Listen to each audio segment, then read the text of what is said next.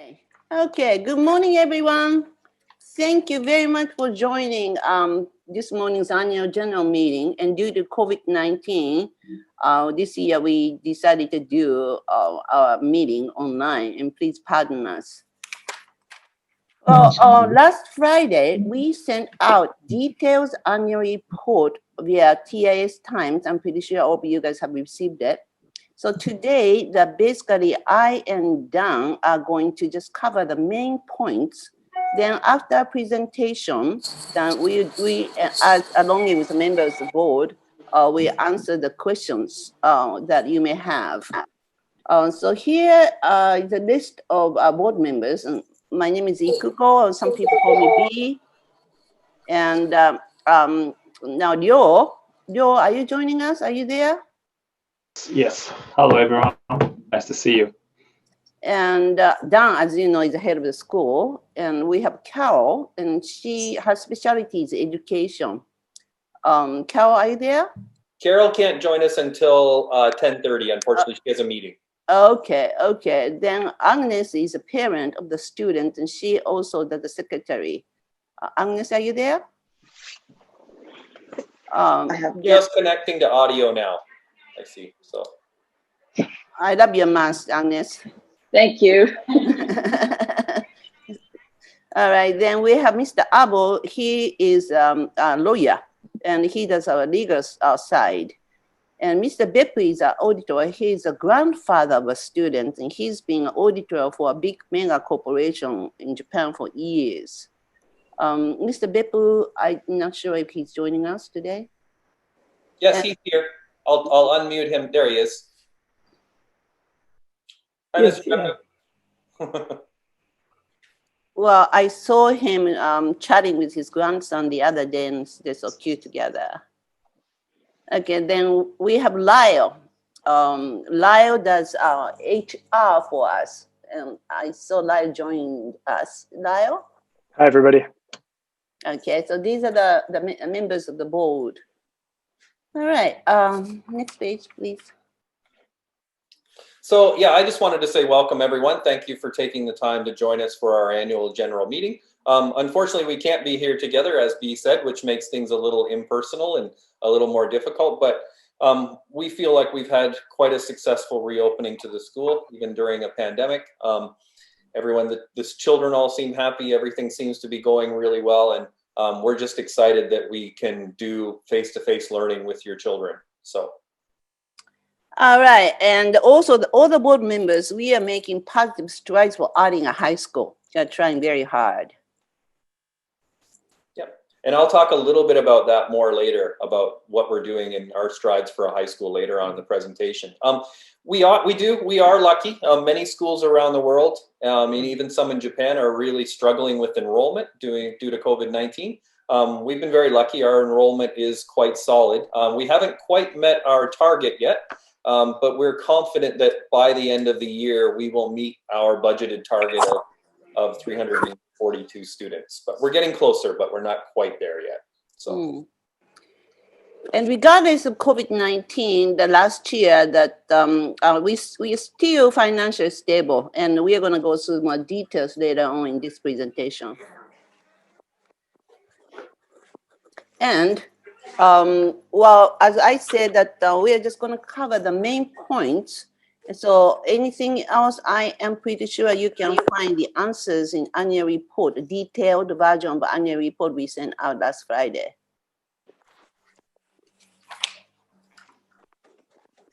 All right, next one is that our last year's annual performance. Our revenue income was 1,026,273,152 yen.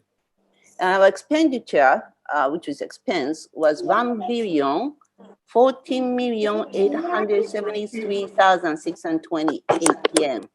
So we ended up 12 million surplus. It is not a lot, but under the circumstance of COVID-19, I think we did well. We are looking at, we're always thinking about the future. And I think that's one of the things, if people don't quite understand one of the board's main functions is to make sure that we're always financially viable and to make sure that we're always planning for the future. And we spend most of our board meeting time talking about the future and making sure that we're going to be financially stable. One of the big things that we're looking at moving into the future is more increased costs for personnel. So we know that we increased tuition last year so we could increase the package for our teachers because we were in the 10th percentile and we wanted to move ourselves up into the 75th percentile, which we did for our teaching staff. So moving forward, our next big project is making us far more competitive for our administrative staff, making sure that we have competitive salaries for our administrative staff, as well as we are going to have some significant expenses coming up with regards to moving towards the Japanese National Health Plan and insurance plan. This hasn't been really mandatory for groups like ours in the past, but the Japanese government's becoming more and more insistent that we join this group. It's called PMAP, or in Japanese, Kyosai.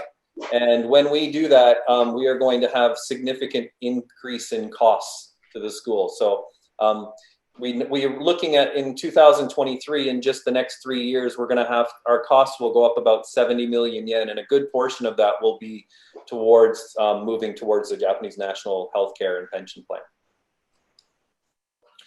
We are, though, however, even with our significant increase last year, we are still quite competitive with regards to how much we cost overall.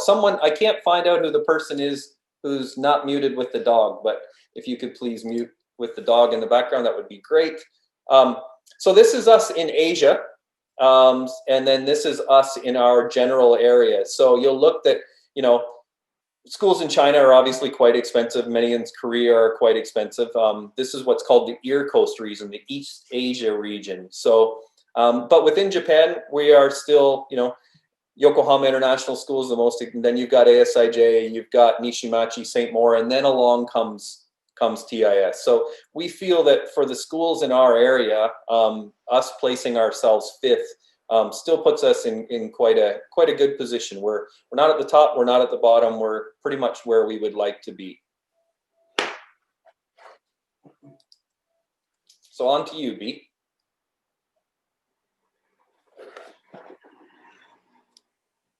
Oh, B, you're muted. Sorry, that was my dog. Oh, that was your dog. Sorry, there we go. Well, we did not raise up our tuition for 7 years, and due to that, this year we needed to raise up our tuition quite big. But just like other international schools, we plan to raise up our tuitions 2 to 3% a year from next school year. So that way that we don't need to jump up very high or big once every 5, 6, 7, 8 years. So next year we are planning of having a 3% up for the tuition. And right now our reserve is approximately about 300 million yen. And we are targeting to save up to 800 million yen by 2024, 2025. Due to 2027, our lease for property will be up. So we are planning of moving the campus 2024, 2025. Due to that, we need 800 million in reserve money. That's our target now. Yeah, so we talked about making strides towards a high school, and we talked about the inevitability is that 2027 year is really looming over us. We are not, I would say, not confident at all that Fujifilm will renew our lease in 2027.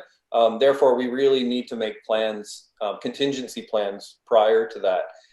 For this reason, we want to move facility in 2024, 2025 is our goal. And we want to make sure that when we move facility, we actually can move all the way through at minimum grade 10. Ideally, we would like to move up to grade 12, but we certainly want to make sure that we finish the MYP program.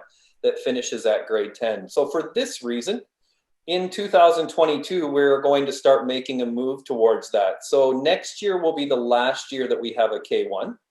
And then following year in 2022, we will close K1 and we will open a grade 9. So if you're doing the math in your head at the moment, and what does this mean for my child? If your child's in grade 6, by the time 2022 rolls around, they would be able to continue here in grade 9 at TIS. So we are, obviously it'll mean some physical changes for us. So we will move grade 5, which is currently over in the upper school building, will move to this building. K1 obviously won't be here, leaving us the space. So it'll be kind of nice for the school in the fact that this will be the PYP or lower school building, and the other building across the way will be the upper school building, and it will be the MYP building.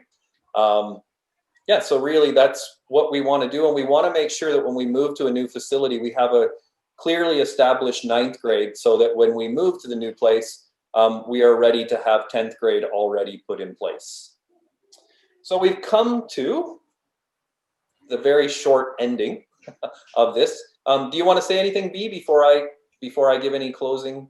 I'm fine, but the questions that you mentioned that Christy is going to help us, right? Yeah, so basically from here on in, if you have any questions, we would like you to type those into the chat function. And if you don't know where the chat function is, it's right on the bottom of your screen in the middle.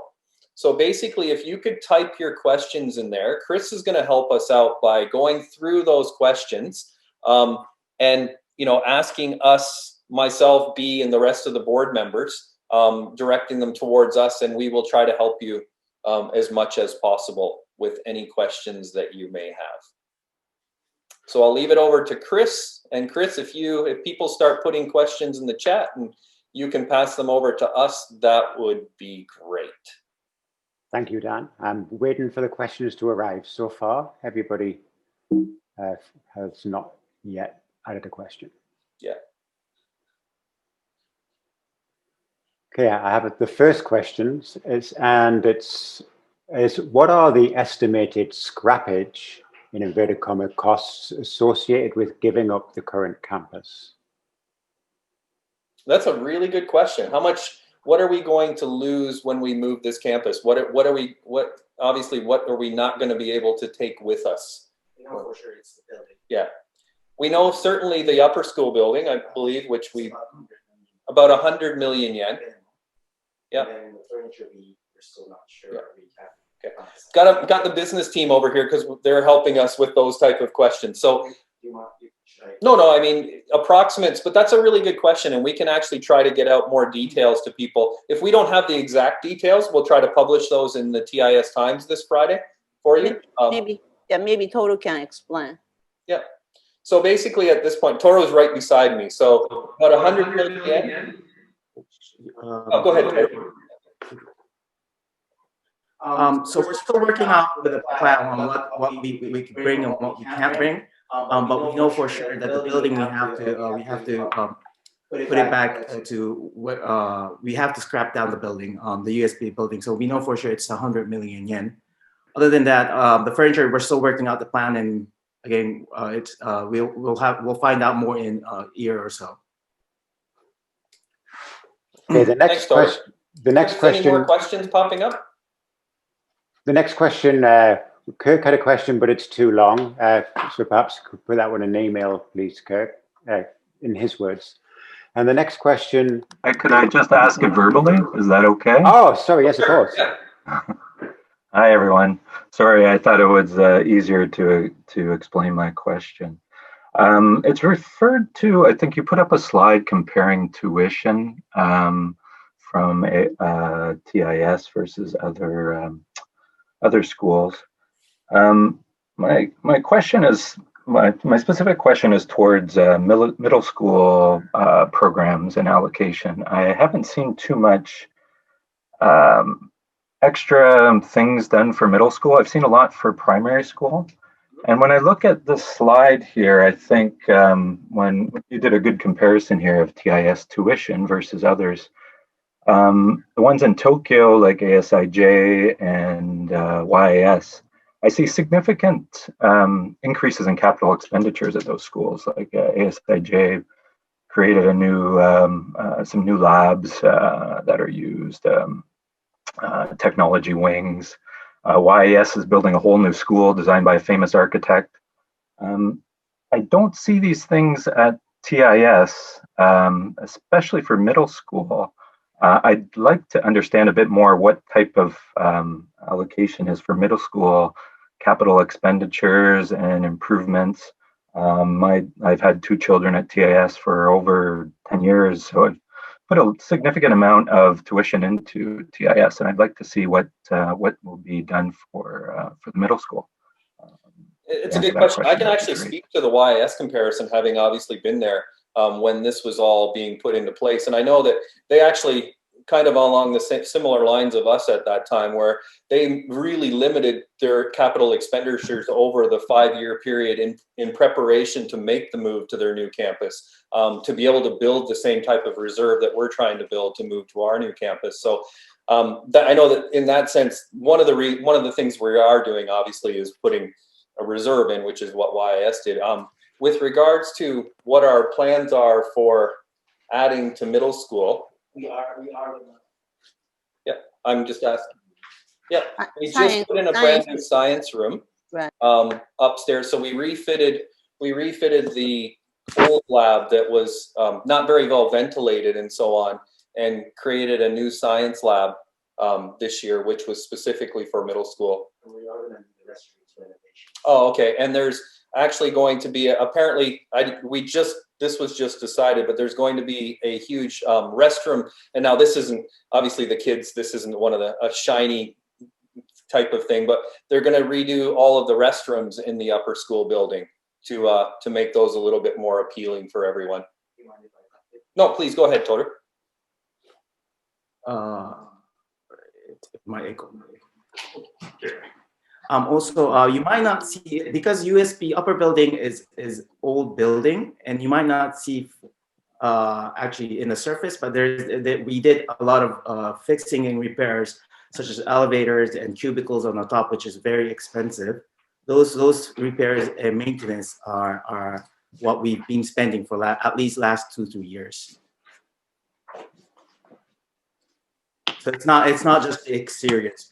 We also do the not the interiors, but infrastructure that we have to maintain and repair. So those are the last 2-3 years we've been spending a lot on USB buildings. Okay, well, thanks for outlining that. I've seen a lot of new things for the elementary school announced recently, so I'm hoping to see some new things in the future for the middle school as well. I'm here, Dan, yes? Oh, I'm muted. Yeah, there we go. Chris, you're back? Yep. Okay. Are we ready for the next question?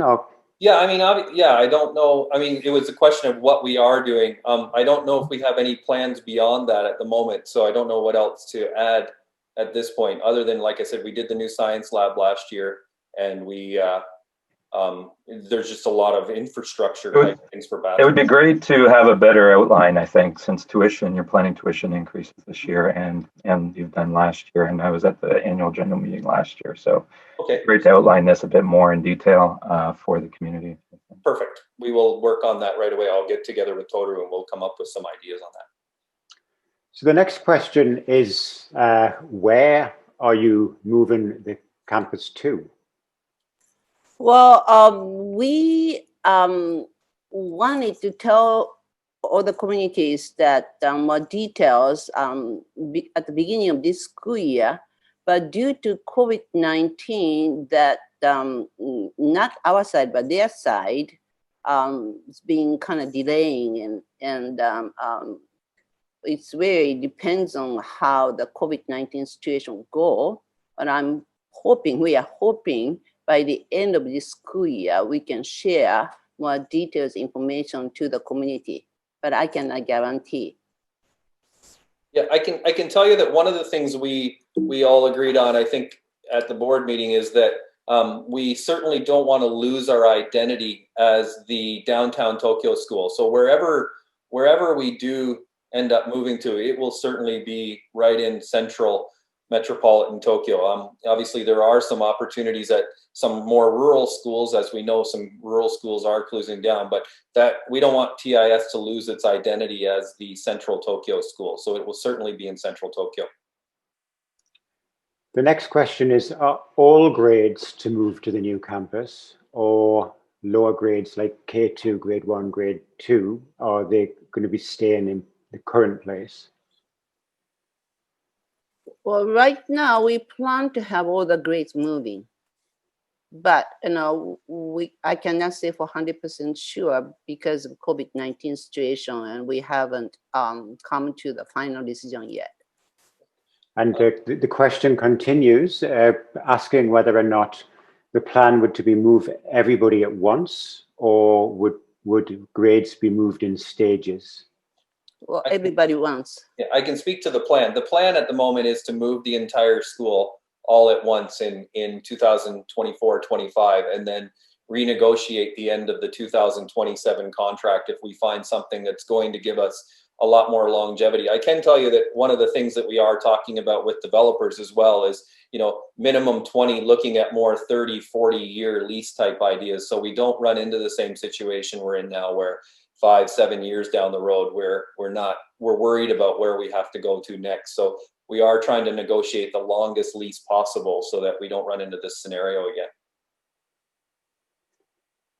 So as it stands, that's the last question, unless anybody has got one to add. Here's a question. It's regarding governance, a question for you, B. What's the process to elect the TIS governance board, and what is the time frame? Since we moved to a non-profit school, the board has not changed. Well, I think that the board members is assigned for 4 years. And so once every 4 years, we look at new board members. But I think that we are still the 3rd year, and so we still haven't come to the timing yet. But when one of the board leave the position, then that's different. That we look for new board members to fulfill that position.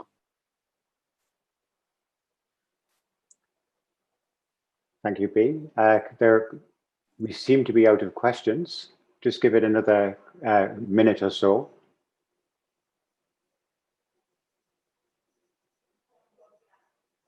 For board members, the best of board members, are there anything else you want to add towards the questions that we received?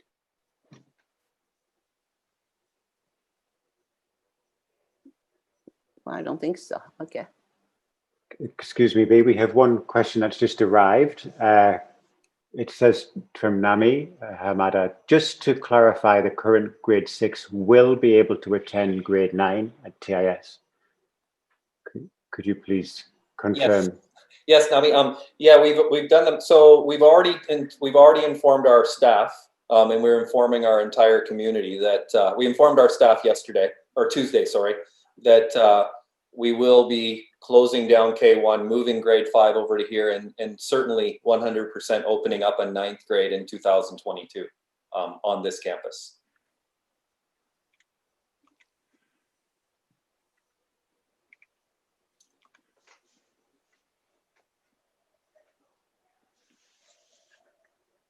Any other questions, Chris? Yes, we've just got one from Kumiko. What kind of COVID-19 protocols does TIS after school folk follow? Is it the same as ours?